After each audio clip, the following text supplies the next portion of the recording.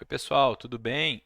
Hoje, então, nessa aula, né, a nossa aula 8, se eu não me engano, nós vamos trabalhar com aula 8 mesmo, ponteiros, né? Não sei se vocês se lembram na aula de for, né? Primeira aula de estrutura de repetição, falar, ó, aqui já é um tópico que normalmente gera confusão, né, para quem está aprendendo.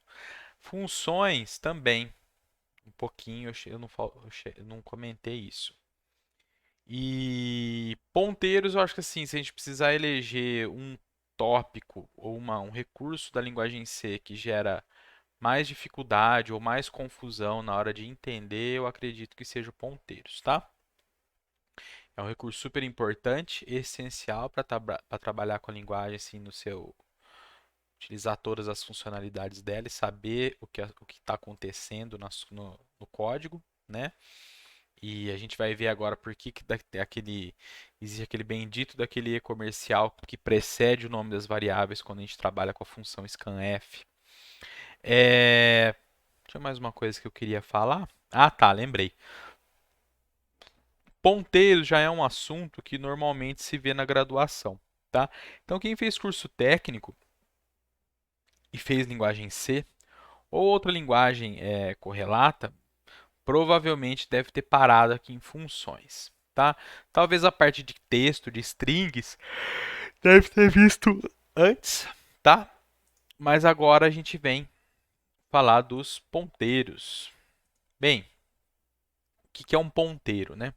O ponteiro é um tipo especial de variável que ao invés de eu guardar um valor normal, entre aspas, né? Normal, dá para dizer se é normal, se não é, mas um valor inteiro, um valor float ou um caractere.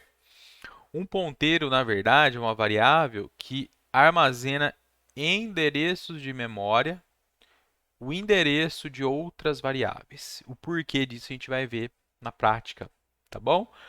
Então, aqui na introdução, né? Os ponteiros são um recurso fundamental da linguagem de programação C e são usados para armazenar endereços de memória. Nesse capítulo a gente vai aprender como declarar, inicializar e usar ponteiros, né? Então, pessoal, deixa eu só ver se tem alguma observação aqui antes dos exercícios. Eu acredito. Ah, tem uma tabela de tipos aqui, né? Depois a gente passa nela rapidinho, tá? Os tipos que a gente pode, os tipos fundamentais aí da linguagem C, como que a gente pode organizar eles, né? Tá, além do int, do char e do float, o que mais que a gente pode ter, tá bom? E os limites ali também, tá? Desculpa o bocejo, tá, gente? Eu acabo respirando, acabo esquecendo de respirar na hora que eu tô falando. Parar para respirar, né? Não é que esqueço de respirar. E eu acabo bocejando, tá bom? Então, gente, vamos lá, né? Um exemplo relativamente simples. O que que a gente tem aqui? A gente tem, então, a inclusão dos dois cabeçalhos que a gente está trabalhando, né? Bem, a nossa função main, implementação dela. E aqui na linha 11 e na linha 12, a gente tem uma variável que chama número int, e a gente está guardando o valor 10 nela do tipo inteiro, e uma variável que chama número float, do tipo float, que a gente está armazenando 15,5 nela. Vamos começar a fazer um desenho aqui para a gente acompanhar o que é que está acontecendo, tá bom? Então, aquele nosso desenho de sempre, né? Imagine que isso aqui é a memória que o programa tem acesso, né? Pedaço da memória, trecho da memória que o programa vai poder alocar as coisas ali dentro. A gente vai ter uma variável chamada de número int e uma variável, vamos colocar em outro lugar aqui, número float, tá bom? Essa aqui o conteúdo dela é 10 e essa aqui é 15,5. Tudo bem? Agora vejam só, novidade. Linha 15, o que a gente tem aqui? A gente tem a declaração de um ponteiro. Como que eu declaro um ponteiro? Como que eu digo que uma variável é um ponteiro? Eu vou preceder o nome dela com um asterisco. Cuidado com o asterisco, vai ser usado de duas formas aqui, sem contar a multiplicação, né, que seria uma terceira forma. Então, quando eu declaro um ponteiro, eu vou preceder o nome da variável com um asterisco. Então, eu bati o olho aqui, eu sei que isso aqui é um ponteiro para um inteiro, e eu chamei de pint. Isso aqui é uma variável, como as outras. Vai ser alocado um espaço para ela, e ela vai chamar pint.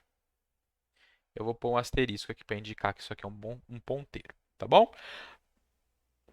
Tem lixo aqui, certo? Igual nas outras variáveis.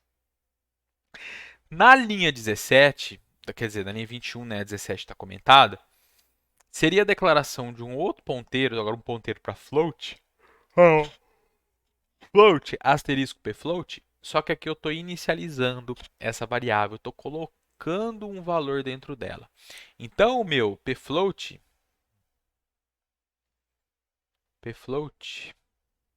letrinha, sem vergonha, hein? Dá para entender, né? Vocês vão acompanhando eu falar, dá para entender o que é cada coisa. O pfloat está sendo inicializado com um valor, assim como um inteiro, a gente colocou 10 aqui, e o número float a gente colocou 15,5, agora eu quero inicializar o meu pfloat, meu ponteiro float. Como que eu inicializo? Olha o bendito do e-comercial. Lembram lá que a gente usou, claro que vocês lembram, todo scanf a gente usava um e-comercial antes do nome da variável. Por quê? Porque eu queria passar para a função scanf qual era o endereço de memória que aquela variável que eu estava passando ali residia, para que na hora que o scanf fizesse a leitura, ele conseguisse armazenar o valor apropriado naquele endereço. Então, lá é um uso de ponteiro.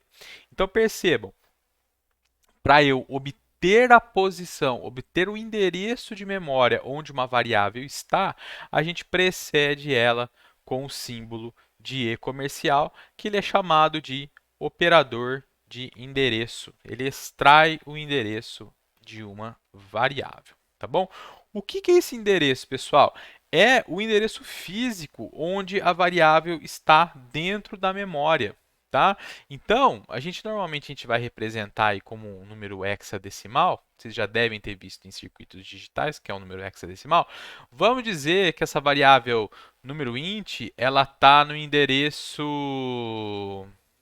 Eu vou pôr só três números, tá? Eu vou... só dois números só. A3, que é hexa, né? E o número float está no endereço 0x, né? Que é para indicar que é hexadecimal, 1F. Tudo bem? Quando eu faço isso aqui, ou seja, eu quero o endereço do número float para guardar em pfloat, o que eu estou fazendo é pegando esse endereço aqui do número float e armazenando ele. Deixa eu até fazer de outra cor, só para ficar claro. 0x, 1f. Na hora que eu inicializo, o meu ponteiro float vai receber 0x, 1f. Tudo bem? Essa variável tem um endereço também, só que o valor dela são valores de endereço de memória, tá bom? Você pode jogar qualquer coisa lá dentro? Pode, só que não vai funcionar apropriadamente, porque você precisa ter que fazer com que o ponteiro aponte realmente para uma variável, tá certo?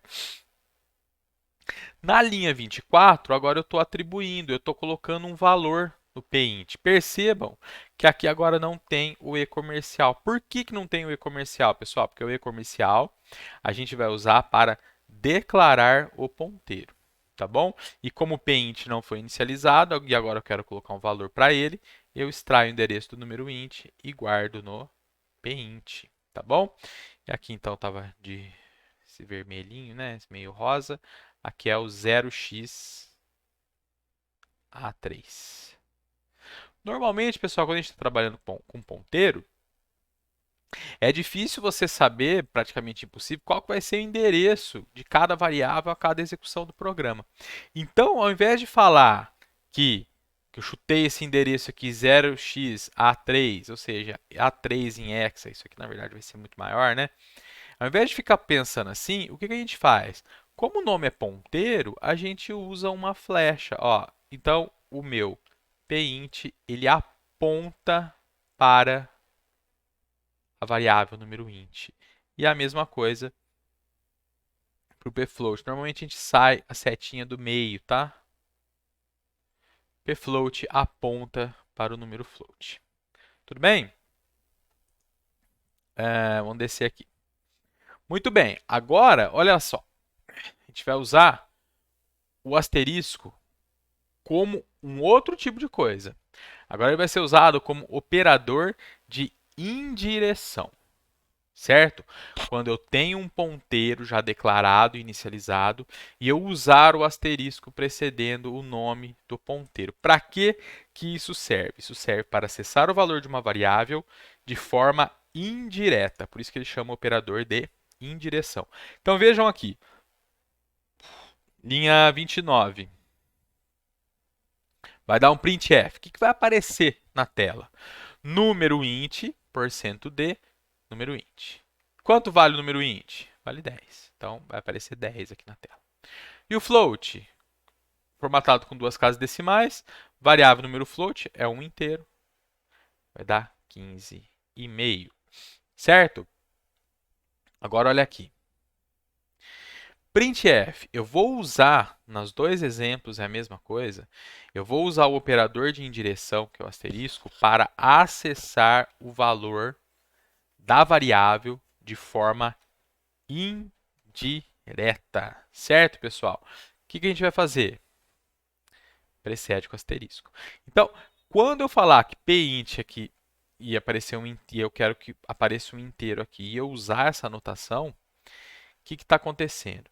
Eu estou indo no pint, estou seguindo para onde ele está apontando e pegando o valor da variável que ele aponta. Então, nesse caso aqui, vai aparecer 10 também na tela. E o pfloat é a mesma coisa.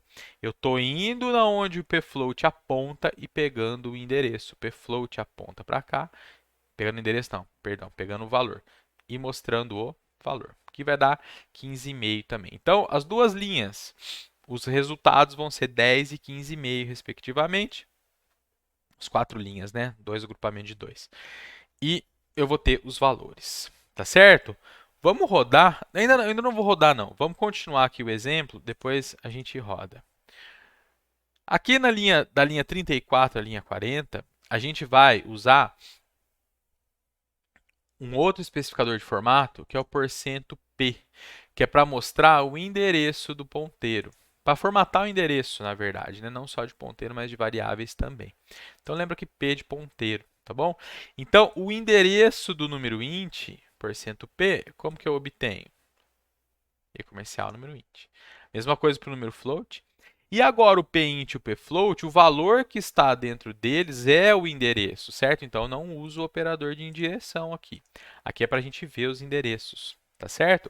Vamos rodar agora para vocês verem que vai bater. Vejam, olha lá. Número int 10, número float 15,5.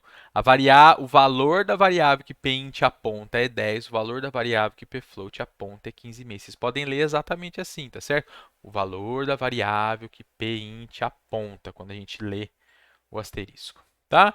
Os endereços, vejam que o endereço número int é o mesmo valor que está no ponteiro int, e o endereço da variável número float é o mesmo valor que está na variável pfloat, formatando com o %p, tá bom? Continuando, agora vejam só, a gente pegando nosso desenho aqui, estou trocando o valor do número int. Então, ao invés de ter 10, a gente vai colocar um outro valor lá, vamos usar outra cor. Ao invés de 10, eu passo a ter 4. E o pfloat, vejam só o que está acontecendo. O operador de indireção, a gente pode usar ele tanto para ler o valor da variável que o ponteiro aponta, quanto para modificar o valor da variável que o ponteiro está apontando. Então, aqui na linha 48 é exatamente isso que está acontecendo. Através do ponteiro pfloat, eu quero chegar na variável que ele aponta e trocar o valor dela. Então, por isso que o asterisco pfloat está aqui do lado esquerdo, ou seja, vai lá no valor da variável que o pfloat aponta e atribui esse valor 21,7 a ela. O pfloat não está apontando para essa aqui, perdão. Então, ao invés de 15,5, vai sobrescrever para 21,7, certo? Continuando, agora de novo a mesma impressão. mostra os valores e mostra os números, certo? Os endereços, perdão. Então vejam, valor do número int, valor do número float, valor da variável que pint aponta, valor da variável que pfloat aponta. Endereço do número int, endereço do número float, pint, pfloat. Aqui vai ser o mesmo resultado da anterior. A gente não mexeu com o endereço de ninguém, né? Mas os valores mudaram. Vejam, como o número int passou a ser 4, na hora que eu obtenho o valor do número int, me dá 4. E na hora que eu obtenho o valor da variável que pint aponta, eu tenho 4 também, porque a gente sabe que ele está apontando para o número int. E o pfloat é a mesma coisa, só que vejam, o pfloat, a gente alterou o valor da variável número float através do ponteiro usando o operador de indireção. Então, a gente armazenou 21.7 na variável que pfloat está apontando. Então, trocou o valor para cá e na hora que eu acesso o valor da variável que o pfloat aponta, me dá também 21.7. Tudo bem? Então, essa é a parte de declaração. Declarar um ponteiro, eu preciso do tipo, um asterisco, o nome da variável. Se eu quiser inicializar, igual ao endereço da variável que ele vai armazenar o endereço. E se eu quiser acessar de forma indireta o valor que a variável, que o ponteiro está apontando, eu uso o operador de indireção, que basta preceder a variável com um símbolo de asterisco. Tá bom? Bem, para aquilo ali não é muito útil, tá? Simplesmente você falar que uma variável está apontando para outra dentro do main, uma variável que já tem ali, que você já tem acesso, não tem muita serventia. A serventia real é agora o que a gente vai ver, que é ao trabalhar com funções, principalmente, né? Não é só essa serventia, mas principalmente com funções, tá? Por quê? Agora eu vou poder passar como parâmetro ponteiros para as funções. E quando eu passar o endereço de uma variável como argumento naquele parâmetro, eu vou conseguir mexer com o valor da variável, alterar aquele valor ou consultar, né? O valor que a variável em si possui na memória. Então tem alguns exemplos aqui, várias na verdade. Vamos lá. Protótipo da função zeraArray. Percorre um array e atribui 0 a cada uma de suas posições. O array será passado como ponteiro e seus valores poderão ser alterados. Lembra que eu falei que quando a gente falava que um parâmetro de uma função ele era um array, a gente tinha um comportamento meio diferente ali que eu ia tratar na próxima aula. E a gente viu que quando eu passo um array para uma função e eu modifico o array, na verdade eu estou modificando o array que foi passado. É porque um array nada mais é que um ponteiro, assim, meio escondido, uma forma mais fácil de trabalhar, tá? Porque ele tem aquele operador dos colchetes que vai ajudar no cálculo do endereço de onde está o próximo valor, o próximo ou um valor qualquer dentro da estrutura, tá? Aqui, esse zerar array, eu poderia chamar ele disso aqui, ó, sem problema, tá bom? Mas aqui a gente está usando como ponteiro, porque a gente sabe como que vai funcionar. E o n é o tamanho do array, quantos elementos ele tem. Outra coisa que eu falei, vocês lembram que eu falei assim, não dá para usar o sizeOf dentro da função porque não vai dar certo. Não vai mesmo, porque o que está entrando é um ponteiro. O sizeOf do ponteiro vai ser o sizeOf de um ponteiro para aquele tipo, e não o tamanho do array em si, tá bom? Zerar array erro, aqui a gente vai forçar um erro, por quê? O que tem de novidade aqui? Um dos parâmetros, que é exatamente o parâmetro que é o ponteiro para o array, ele está marcado como const. Quando a gente tem um parâmetro que é um ponteiro e ele tem const definido aqui, quer dizer que eu sou proibido de alterar os valores que estão naquele array, nas posições. Só posso consultar. O array ele passa a ser só de somente leitura. Então, olha lá, o array será passado como ponteiro e será somente leitura, porque eu tenho o const. Se dentro do método da função, perdão, zerar array erro, eu tentar mexer no valor do array, o compilador não vai compilar. Ele vai falar, você está tentando mexer numa coisa que está declarada como const, tá? Próximo exemplo, que a gente ainda não viu o código, imprimir array. Agora esse funciona porque eu só vou consultar. Então tem aqui o const int do array, eu só vou consultar, só vou fazer a leitura dos valores que estão nas posições, então não vai ter problema nenhum. E agora um último exemplo, que vocês vão usar bastante a coisas parecidas com essa aqui nos exercícios desse capítulo, que é a função maior menor aqui, esse exemplo aqui nosso maior menor. O que ele recebe? Aqui eu estou passando como array, estão vendo? Mas é a mesma coisa. Você poderia passar como ponteiro aqui, tá bom? Internamente vai ser um ponteiro. Então, const int o array. Então, um array const está sendo passado, eu só posso consultar o tamanho do array. E agora vejam, dois ponteiros, um ponteiro para o máximo e o ponteiro para o mínimo. Por enquanto, as nossas funções elas não podem, não conseguem retornar mais de um valor ao mesmo tempo. Então, quando eu preciso de uma função que faz algum serviço e vai me gerar mais de um valor como resultado, eu posso, na verdade, eu vou ter que, para esse caso aqui, né, usar ponteiros para guardar os valores que a gente quer processar. Nessa aqui, no caso, ele vai percorrer o array e vai guardar na variável que foi passado o endereço para a função o máximo e o mínimo numa variável e na outra, tá bom? Vamos ver o exemplo aqui, então, agora o código. Depois a gente faz um diagrama para entender, tá certo? Vamos lá, então. Ó. Array zerado, 10 posições. Array de 10 são os valores 2, 3, 4, 1, 0, 2, 6, 4, 15, menos 5. Um ponteiro. Olha só, aqui eu não preciso do endereço. Estão vendo que está sem? Vou fechar aqui. Eu não preciso. Tá? Vocês vejam, na hora que eu coloquei, ele já deu uma reclamada aqui. Por que ele reclamou, pessoal? Porque se eu quiser um ponteiro para um endereço de um array, que é um ponteiro, aí eu preciso de um ponteiro de ponteiro. Olha só. Eu acho que provavelmente vai dar erro lá para baixo. Tá certo? Então tem que tomar cuidado, tá? Com o que está fazendo. Quantidade igual a 10, maior e menor. Zerar array, passa o array e passa 10, que é o tamanho dele, e manda imprimir. Duas funções que foram implementadas. Então, vamos rodar aqui.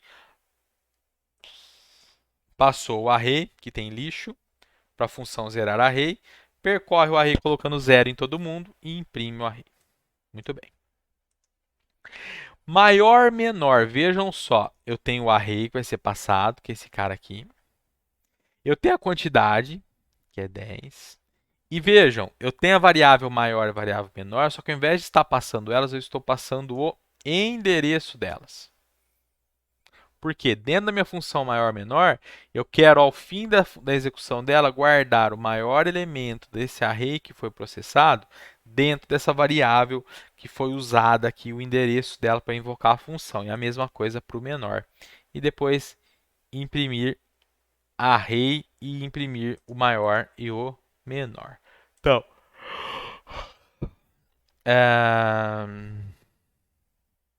aqui, né? Imprimir o array. Quem que é o maior, quem que é o menor, certo? Percorreu ali e encontrou. Muito bem. Vamos falar de aritmética de ponteiros rapidinho, brevemente. Não é um assunto que eu vou cobrar também, tá bom? Mas é bom saber. Bem, quando eu tenho um array, a gente pode acessar os elementos do array usando o índice dentro do operador de colchetes, certo? De 0 até o tamanho do array menos 1. Quando eu faço o array, ó, vejam, uso o operador de indireção no nome da variável do array e coloco um valor, o que está acontecendo é que, como o array é um ponteiro, eu vou trocar o valor da primeira posição do array dessa forma. Agora, se eu quiser trocar o valor de outro elemento do array, vejam só, eu uso o operador de endereço. Isso aqui é um ponteiro. A gente está falando de aritmética de ponteiros agora. Se eu somo 1 a um ponteiro, o que quer dizer? Ele vai dar um pulo dentro da memória, ele vai trocar onde ele está apontando para o endereço base que ele foi inicializado, mais a quantidade de bits do tipo que ele é. Então, se esse ponteiro, se esse array aqui é inteiro, na hora que eu dou mais um aqui, o que eu estou fazendo? Eu estou pegando o endereço do array, desse ponteiro, somando com 1, que quer dizer, ó, pule tantos bytes, na verdade 32 bytes aqui para o inteiro, e fica ali. Usando o operador de indireção e falando 19, então quer dizer, eu estou trocando o valor do segundo elemento. E aí imprime o array de novo. Tá? Então ficou, eu pus 10 no primeiro e 19 no segundo. Eu tinha isso aqui, virou isso aqui. Percebam que os outros valores mantêm, né? Tudo bem? Fez a impressão, né? E agora, para terminar o código do main, a gente vai ver alguns printfs aqui. Bem, P é o 61FDB. O array é o mesmo endereço, porque usou esse P só para fazer mostrar isso aqui, certo? Ali é permitido. Então, os dois aqui. O array na posição 0 é o array 0. E o P naquela posição, eu não sei que posição que ele está, mas como ele está apontando para o array a posição inicial, quer dizer que eu vou ter acesso ao primeiro elemento do array. Então veja, array na posição 0 ou asterisco P vai me retornar 10. Incrementa o P. O P é um ponteiro. Eu estou andando com o P para a direita, certo? Então, se eu mostrar o valor que está no array na posição 1, que é 19, que é isso aqui, e o asterisco P é 19 também, que é isso aqui, porque agora eu incrementei o P, ele pulou uma casa dentro do array, certo? Estou apontando também para o segundo. O array na posição 2 é igual a 4, realmente. E agora veja o que eu faço aqui. Uso um mais P. E incremento a posição, incremento o ponteiro P em 1 e aí extraio o valor. Por que eu faço isso aqui primeiro? Porque eu quero usar o endereço novo aqui. Se eu pusesse P++, ia me pegar o endereço antes de haver o incremento. Apareceria 19 ali no aqui, ó, apareceria 19. Vamos ver, executar.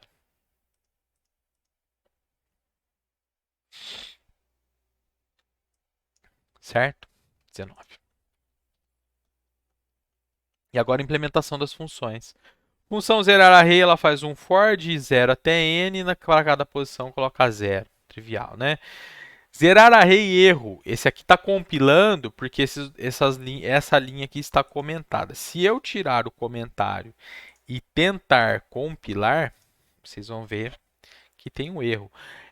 Atribuição de uma localidade de somente leitura, que é o A, né? Então não pode. Então, isso aqui não vai funcionar, porque o A. Ai, gente, perdão, viu? Desculpa esses bocejos. Porque o A está declarado como const. Aqui é a mesma coisa. Se eu quero dizer que um array que eu estou passando como parâmetro na função, se eu quero informar para o compilador que ele é só de leitura, eu ponho um const antes. E aqui, o processo para encontrar o maior e o menor. Então, veja, né, variável i do for. O valor máximo e o valor mínimo, a priori, se eu não processar ninguém do array, se o meu array tivesse uma posição só, seria a posição inicial, certo? Seria a posição 0. Só que eu posso ter mais de um elemento. Então, eu faço um for, agora começando de 1, porque o 0 eu já sei que essa minha condição inicial, que o meu máximo e o meu mínimo estão naquela posição. Enquanto i for menor que n, eu verifico se o máximo que eu tenho é menor que o valor que está numa determinada posição. Se for, quer dizer que eu tenho um novo máximo, atribuo aquele valor ao máximo. E a mesma coisa para o mínimo, tá certo? Se o mínimo for maior que o valor que está na posição, quer dizer que eu tenho um novo mínimo, então eu atribuo aquele valor ao mínimo. Só para ficar claro, pessoal, deixa eu só terminar aqui o código. E imprimir array, ele passa todo mundo e faz a impressão, tá? Bem, vamos simular a execução? Vejam aqui, ó. A gente tem um array com os valores. Vou colocar aqui, ó. Vou fazer a nossa... Tem 10, né?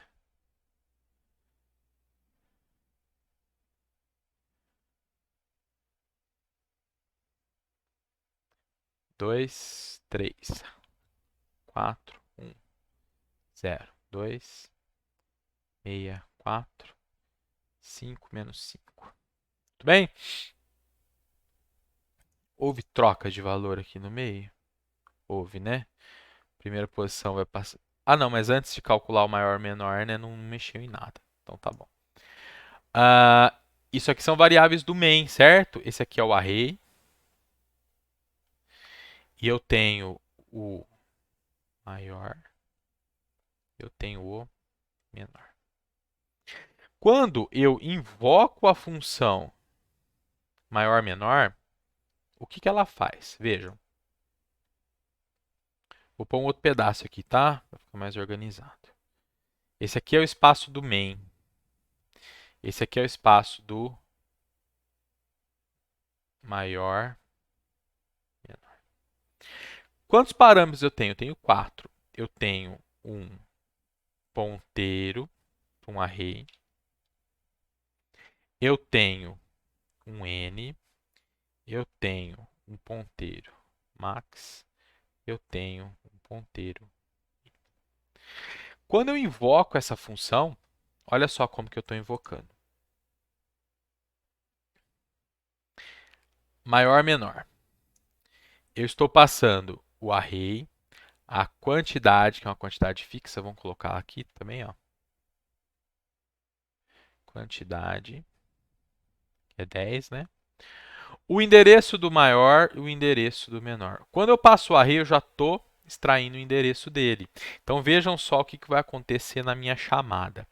Esse parâmetro A, vamos para o código dele lá embaixo.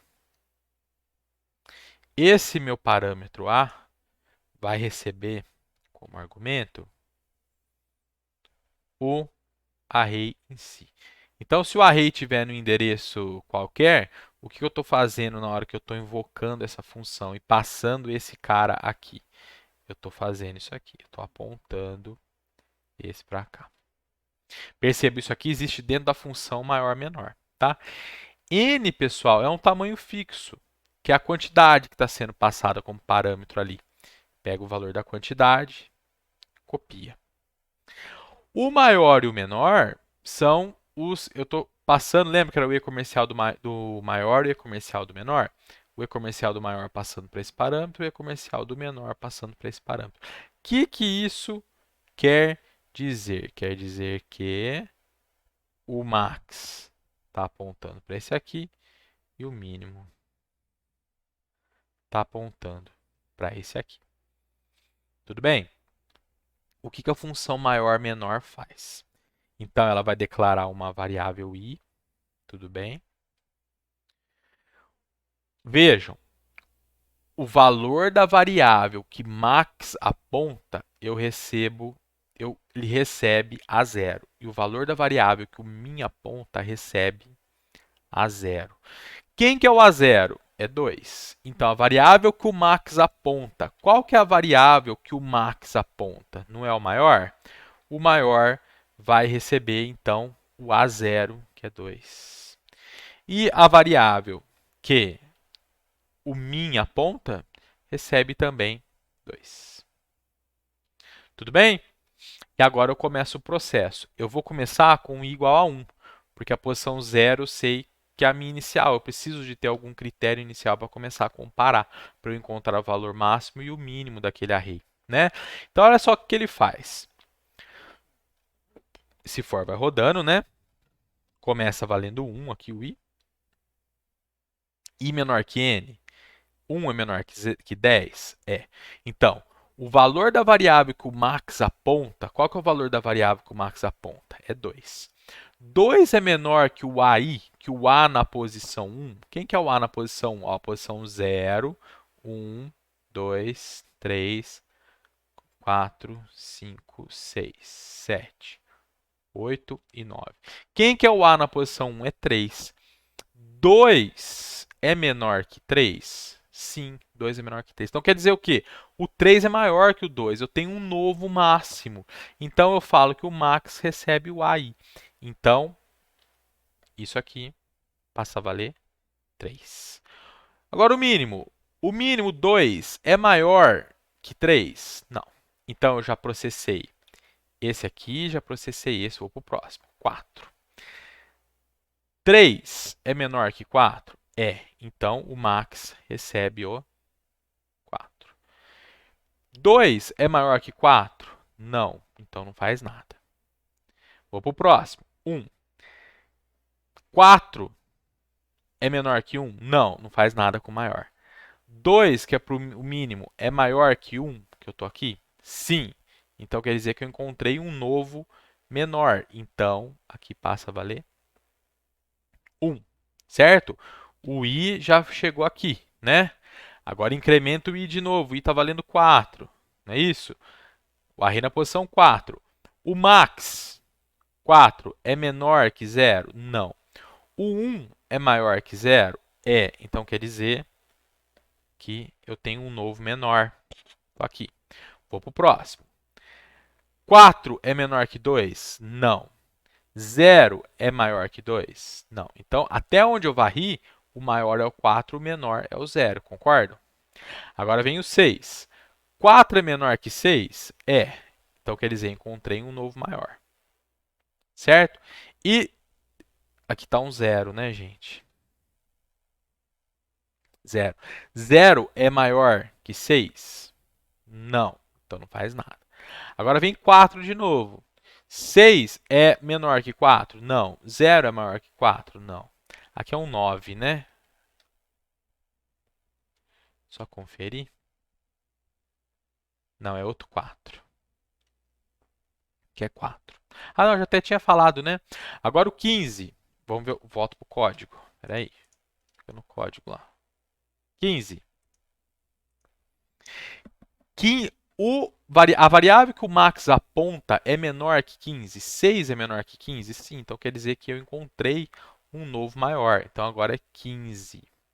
E a variável que o mínimo aponta é maior que 15? 0 é maior que 15? Não. Então, vai para a próxima iteração. O i já está valendo 8.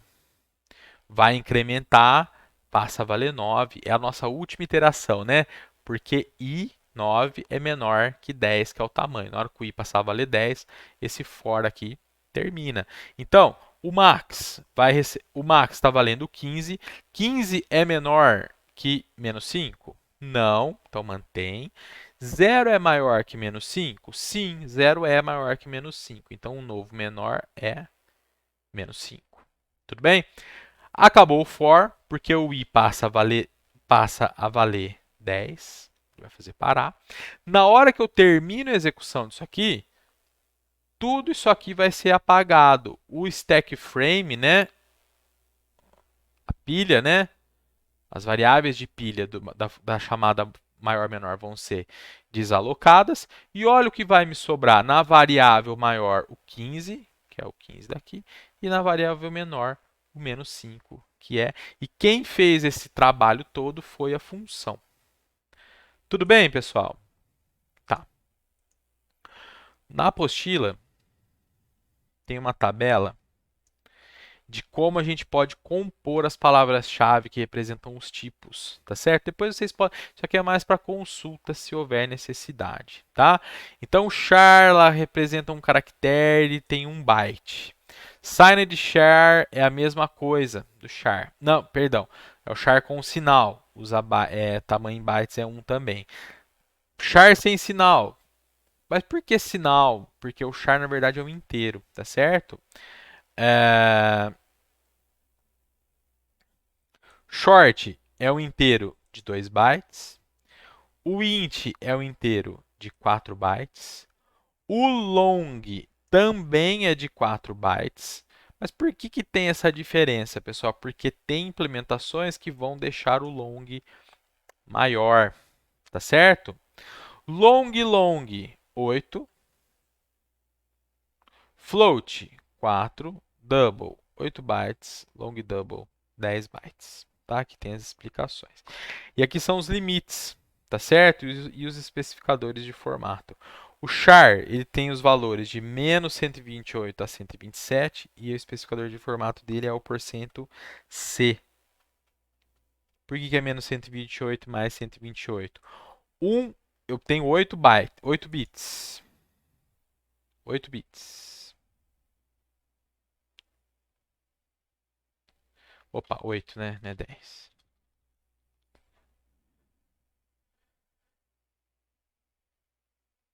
8 bits. Esse bit ele é usado com sinal, para o sinal, certo? Então, esse aqui a gente não usa ele.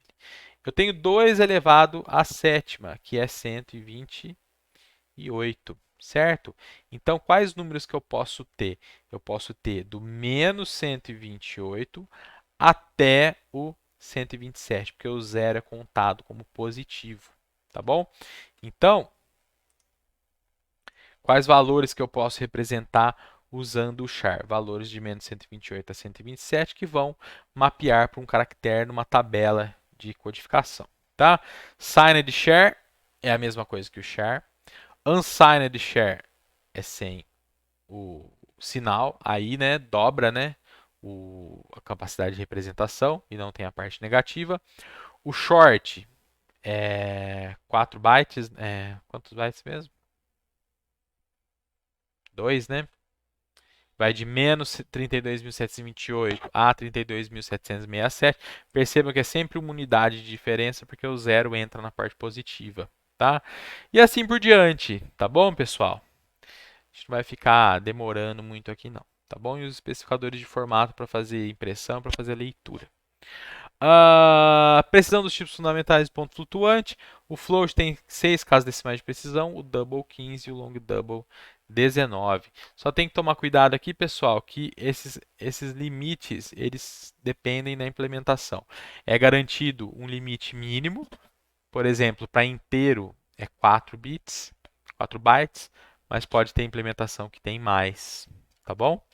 Mas garante-se que tem aquele tamanho lá, tá? Bem, escreva um programa que leia 10 valores decimais, calcule o somatório e a média aritmética dos valores fornecidos e apresente o resultado. O cálculo deve ser feito por meio da função void somatório. Estão vendo que a função não retorna nada? Mas ela recebe um array de char, recebe um inteiro, que é o tamanho do array, e 2 ponteiros para float, um ponteiro para o somatório e um ponteiro para a média. Ou seja, vocês vão usar esse cara para armazenar o somatório na variável que foi utilizado o endereço dela para chamar a função somatório média e a mesma coisa para a média. É a mesma ideia do maior menor, tá bom? Trocar os valores das variáveis n1 e n2. Das variáveis que n1 e n2 estão apontando. Então, se eu tenho a variável a valendo 10, a variável b valendo 5, na hora que eu invocar o trocar %a, e comercial a, vírgula, e comercial b, se eu mostrar o a e o b depois da execução da função, eu vou ter 5 e 10. 5 no a, 10 no b, porque era o contrário, né? Era 10 no a, 5 no b. Tá bom? Decompõe em tempo. Isso aqui eu acho que já apareceu algum exercício parecido com isso, então vocês já devem saber fazer essa decomposição do tempo e aí armazenar em horas, minutos e segundos e assim por diante. Tudo bem, pessoal? São todos probleminhas aí relativamente fáceis de serem feitos. E se houver dúvida, como sempre, me mandem e-mail ou a gente vê no plantão. Tudo bem, gente? Então é isso aí. Valeu, falou, tchau.